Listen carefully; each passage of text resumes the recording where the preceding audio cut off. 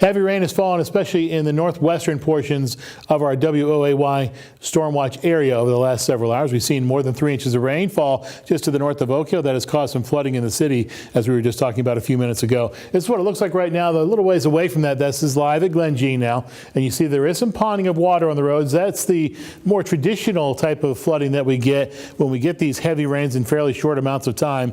Unfortunately, there has been much worse than that, as we've seen in Oak Hill already. The roads are pretty wet out there, so you want to be careful as you head out and about to your evening time plans or early tomorrow morning plans as well. As we look at the current conditions, this is at Harper Road in Beckley. It is still raining here, and we are seeing some light rain being reported at the airport. Temperature 69 degrees. The relative humidity is 87%. The barometer is at 30.08, and the winds are out of the east-northeast at 3 miles per hour. Tomorrow morning sunrise is at about 5 or so minutes after 6, so a pretty good morning to get out there and do those morning time plans. In fact, the mornings have been pretty nice. We've seen some sunshine. We've seen temperatures rise up pretty quickly. That has made the atmosphere, however, somewhat unstable, which is part of the reason that we're seeing these stronger storms as we go through the evening hours. Current temperatures around the region, they're in the upper 60s and lower 70s.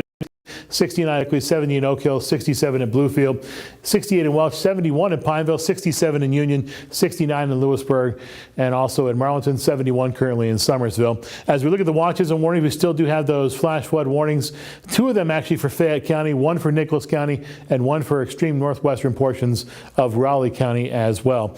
Doppler radar shows those showers beginning to fade away now, beginning to rain themselves out. And of course, we've lost the heating of the day, so there's not a lot of giddy up and go to these storms. Instead, they are beginning to fade as they continue to push off to the northwest. Even the one that's severe off to the north of Nicholas County is beginning to fade just a little bit, but it's still pretty strong. So if you're heading up in that direction tonight, that will be a travel concern for you.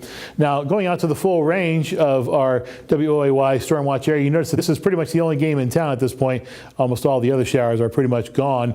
We are continuing to see some strong thunderstorms off to our northwest as well in portions of Missouri, Iowa, back into Wisconsin, and even now the lower peninsula of Michigan, and off to our east as well. So again, travel plans around this region are going to certainly be fairly difficult over the next few hours before those storms fade away.